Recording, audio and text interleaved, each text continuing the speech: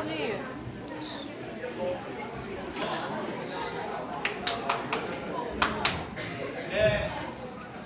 Gente, eu vou pedir o silêncio total, porque nós não vamos usar o microfone, então a gente tem que ter uma visão melhor da coisa. Tá? Nós somos do curso de Direito, tenho o prazer de receber vocês, para que vocês conheçam um pouco sobre o nosso curso. E nós vamos agora começar a sessão simulada de um júri, de um processo real. Tá? Eu gostaria que vocês prestassem atenção e tivessem essa visão. A pergunta no final, qualquer coisa pode perguntar sem problema algum.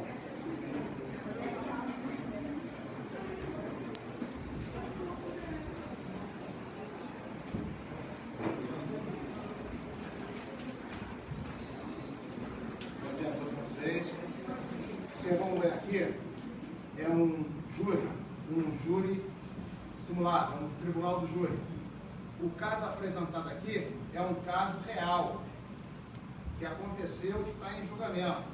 Vocês vão ver o julgamento de um homicídio que ocorreu no Rio de Janeiro, homicídio esse praticado por um guarda municipal.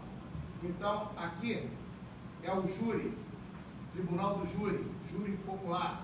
Se fosse um furto, se fosse um roubo, se fosse um sequestro, se fosse um estupro, não seria isso aqui. É vara criminal, é juízo comum. O tribunal do júri, essa estrutura aqui, esse procedimento, é específico para julgar os crimes contra a vida. São os crimes que atentam contra a vida. Então, quando ocorre um homicídio, a participação no suicídio, o infanticídio, que é a mãe que mata o próprio filho durante o parto ou logo após, ou o crime de aborto, é julgado no tribunal do júri. E o tribunal do júri, quem julga, são jurados. Os jurados são pessoas leigas, são pessoas do povo. Se o homicídio aconteceu em São Gonçalo, os jurados são membros da sociedade de São Gonçalo. Um feirante, um médico, um engenheiro, um taxista, são pessoas do povo. Eles que vão julgar. Se eles entenderem condenar, então o juiz aplica a pena. Isso é o tribunal do júri. O direito tem esse leque de profissões que estão vendo aqui. Advogados, promotores, defensoria pública, magistraturas, advogados. Então o que vocês vão ver aqui é um júri. Ali está a defesa, o acusado vai se postar aqui, aqui está o membro do Ministério Público, o juiz e ali são jurados, que vão julgar esse evento aqui. Tá bom? Então, antes de qualquer outra coisa, há uma formalidade no tribunal do júri. Então, eu peço que todos fiquem de pé, por favor.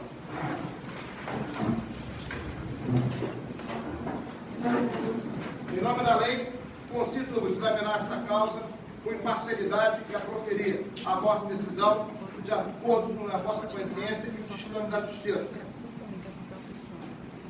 Paula Pereira Lima. Assim eu prometo. Ingrid Moura de Campos. Assim eu prometo. Cecília Grenaldi. Assim eu prometo. Gabriela Nunes Andrade. Ana Lúcia Oliveira. Assim eu prometo. Giovana Brandão. Assim eu prometo. Viviane Cardoso. Assim eu prometo. Pode entrar o acusado, por favor. Pode sentar, por favor.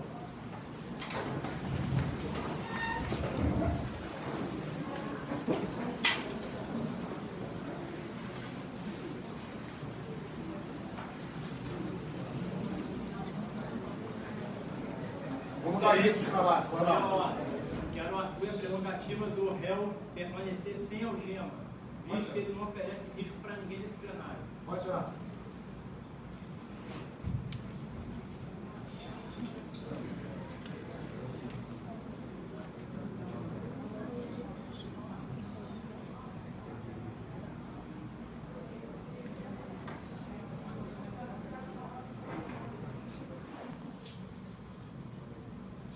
Eu sou inocente, por favor. Professor, por favor, eu sou inocente. Se manifestar outra vez, eu vou colocar a sua outra vez, hein? Com a palavra, o membro do Ministério Público.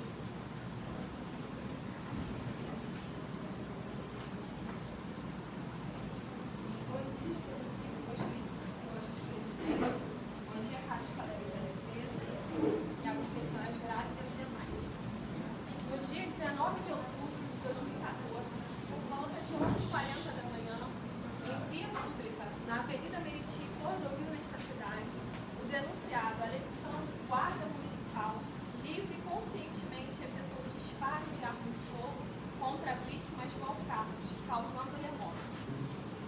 Senhores jurados, é evidente que o acusado cometeu o crime. O próprio afirma, através das declarações de folha 39, que não possui porte legal de armas e ainda assim andava armado. Logo, se o mesmo afirma que estava armado no dito crime, devido a ameaças de ambulantes da mesma cidade, poderia ter colocado em risco a vida de qualquer outra pessoa, inclusive desses ambulantes. Ele deve ser condenado pelo crime que cometeu, homicídio qualificado. Obrigada. Excelentíssimo senhor juiz, bom dia, novos colegas da defesa e aos mais importantes, corpo de jurados, muito bom dia, muito obrigada pela presença de todos. Nós estamos falando aqui de um caso de homicídio qualificado, onde o réu Alexandre cometeu o crime, admitiu em sua declaração em sede policial. Não há que se questionar qualquer tipo de instrumento de ilicitude, legítima defesa ou algo do tipo. O fato é que Alexandre, com frieza, sem pensar, atirou na vítima, João Carlos, sem deixar o mínimo de possibilidade de defesa. João morreu com um tiro na cabeça, um disparo de arma de fogo, um tiro na cabeça. Alexandre, que deveria estar algemado, inclusive, mas por conveniência da defesa, alega que ele não representa nenhum tipo de insegurança para nós que estamos aqui presentes. Mas eu não concordo com isso. Enfim, eu gostaria de lembrar de um provérbio muito famoso, que com certeza os senhores se recordam, que contra fatos não há argumentos. E os fatos aqui são os seguintes: Alexandre matou João Carlos. Alexandre matou João Carlos com um disparo de arma de fogo na cabeça. Alexandre matou João Carlos com um disparo de arma de fogo na cabeça e fugiu do local. Eu só peço, senhoras juradas, que as senhoras decidam com muita cautela, que as senhoras pensem bem, porque a atuação do Ministério Público não é apenas de acusado, mas, sobretudo, o Ministério Público atua como um verdadeiro fiscal da lei. Pois, se examinando os autos fosse verificado qualquer tipo de estudante, não haveria problema nenhum em próprio Ministério Público requerer a absolvição.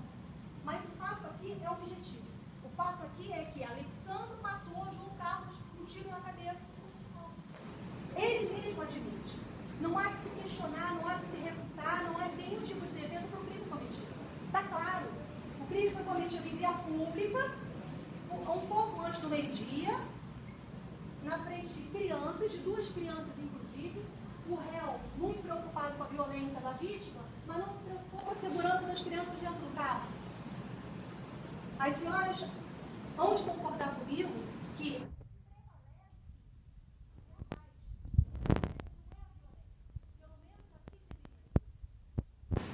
a gente está diante de um réu criminoso, violento e que agiu de forma cruel. Como eu já disse anteriormente, senhoras, ele não ofereceu um mínimo de defesa. Eu não vou nem citar aqui agora as contradições nas declarações de Soraya e de Alexandre, que são diversas, que são inúmeras.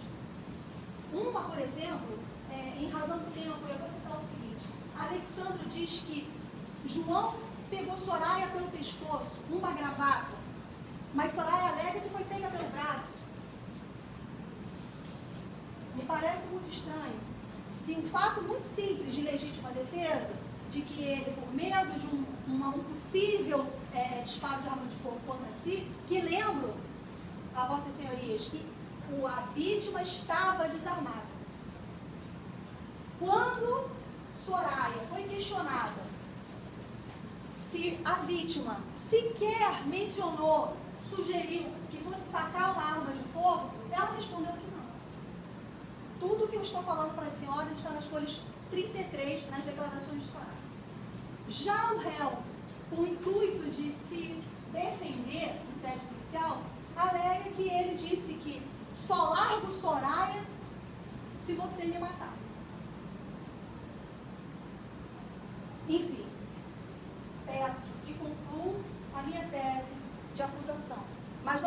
não somente de acusação, mas que prevaleça a justiça. Que a justiça seja feita e que a impunidade na nossa sociedade tenha um ponto final. Enfim, tem um ponto final. Nós não podemos mais continuar com esse tipo de comportamento com pessoas no convívio da nossa sociedade. Um guarda municipal. O que a gente espera de um guarda municipal? Um mínimo de equilíbrio. Um mínimo de, deixa disso, vamos conversar, não é nada disso que você está pensando. Mas não. Ele saiu da arma, ele saiu do veículo de arma e punho. Com qual objetivo? Ele alegou, inclusive, que não teve tempo de pensar. Ele alegou que não teve tempo de pensar, mas pensou em dar um tiro no chão, a título de advertência.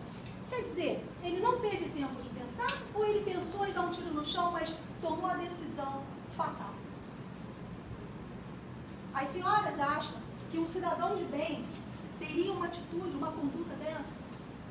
Se o objetivo era de preservar a segurança de Soraya e das crianças que estavam dentro do carro, o que ele deveria fazer? O que qualquer um de nós faríamos? Não, meu amigo, por favor, se afasta. Vou chamar a polícia. Vou chamar a polícia militar, que tem o dever de manter a ordem social. Mas não. Ele quis fazer justiça com as próprias mãos. Quem tem esse direito? Ele fez justiça com as próprias mãos com o intuito de acabar com o problema de Soraya, que alegava para ele que a vítima, que não está aqui para se defender, que não está aqui para dizer a realidade dos fatos, por isso eu, como promotor e fiscal da lei, estou aqui para fazer justiça. Eu não estou aqui para apenas acusar. Eu estou aqui por convicção. O Ministério Público atua por convicção. Enquanto que a defesa, todo respeito, a defesa age por conveniência. A defesa tão somente pretende melhorar a situação do acusado. Mas nós estamos aqui diante de fatos. E como já disse, contra fatos não há argumentos. O fato foi esse. O fato é que Alexandro, uma pessoa que não deveria estar sem algemas diante de nós, diante dos cidadãos de bem aqui presentes, oferece risco sim, tanto oferece como ofereceu risco, e risco fatal. Peço, senhoras, para concluir a minha tese, que as senhoras pensem com cautela, pensem com calma, com a vossa consciência, mas, sobretudo, nos ditames da lei e da justiça. Obrigada. A palavra da defesa. Bom dia, excelentíssimo senhor doutor juiz de direito, nossos colegas de dia, valorosos. Senhores jurados, gostaria de cumprimentar todos. Tem hoje uma missão muito difícil aqui presente, que é inocentar o senhor Alex. O senhor Alex foi uma vítima da circunstância. Nunca teve nenhum antecedente criminal. Nunca. Mesmo sendo da Guarda Municipal. Ao contrário que a vítima tinha uma extensa, longuíssima ficha de antecedentes. Ora por violência, ora por porte de arma, ora por briga. Inclusive, esteve preso pouco tempo antes da circunstância que levou o senhor Alex a defender a vida dele. Essa sim é a circunstância certa para se pensar aqui. Antes dele, provavelmente pouquíssimo tempo, o senhor João foi preso por porte de arma em atitude suspeita. A própria Soraya, em seu depoimento, nossa colega da promotoria esqueceu de mencionar, em seu depoimento, ela disse que o senhor João era agiota, era violento, respondendo por violência doméstica. Senhor. O caso submetido hoje para a apreciação das senhoras é difícil e deve ser visto em sua amplitude. E jamais deve se usar uma análise simplificada, como a promotoria quer deixar.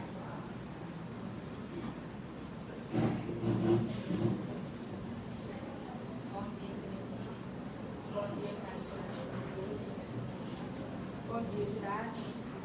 Peço para que os senhores julguem com consciência que o que está em jogo aqui é uma vida. do Alexandre. Bom, a acusação começou falando da impossibilidade de defesa que o réu imputou, passou para a vítima. Mas isso não é certo, porque quando ele saiu do carro, ele andava armado, fazendo a profissão dele, porque ele sofria ameaças por causa dos ambulantes, por ele ser guarda municipal. Quando ele saiu do carro, já sabendo de todo o antecedente criminal de João, ele já sabia com quem ele estava lidando. Ele sabia que não era uma pessoa calma, não era uma pessoa de bem. Tinham mais de 5 passagens pela polícia, com ameaça, com lesão corporal. Não era uma pessoa de bem. Então, ele saiu do carro armado, virou para João e falou: larga ele e vai embora. Como que ele não deu defesa para a vítima? Ele deu essa oportunidade da vítima largar Soraya e ir embora. Mas não. A vítima, engravatando